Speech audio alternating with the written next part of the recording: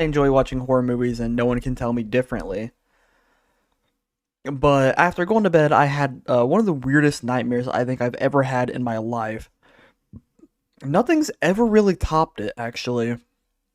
My grandma gave me an Easter egg to paint. And I painted it, nice pink with some oval hearts because I can't draw. And so I later that night it hatched into the creature. It was about the size of a hedgehog, and it started going on a weird, merciless rampage throughout the house. It had eaten the dog. The cat kind of ran away terrified, and I couldn't imagine why. And it glued my mouth shut with some super glue.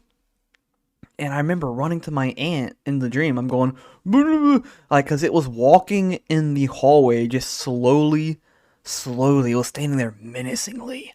And I'm mumbling to my aunt, like, it's coming, it's coming. But because my mouth was glued, it was just like,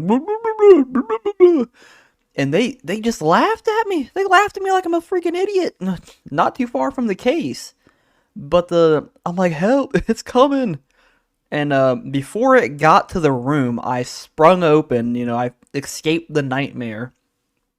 And I actually ran to my aunt's room to make sure they were okay because I didn't want to see them dead.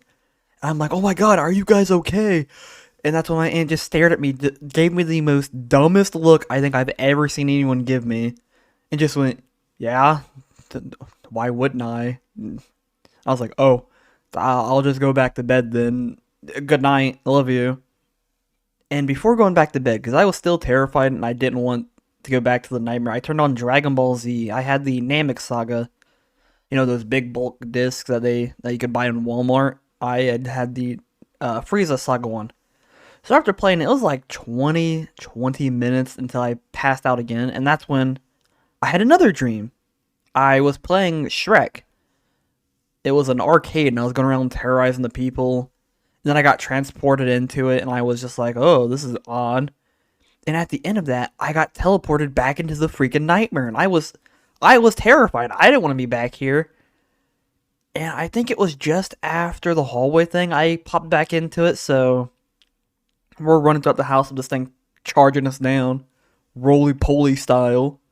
And that's when Arnold the Terminator busts down our door. He's like, come with me if you want to live. I'm like, see, why not, brother? Just help us escape. And so we all charge outside into my grandma's car, all of us. Arnold blows up the house with his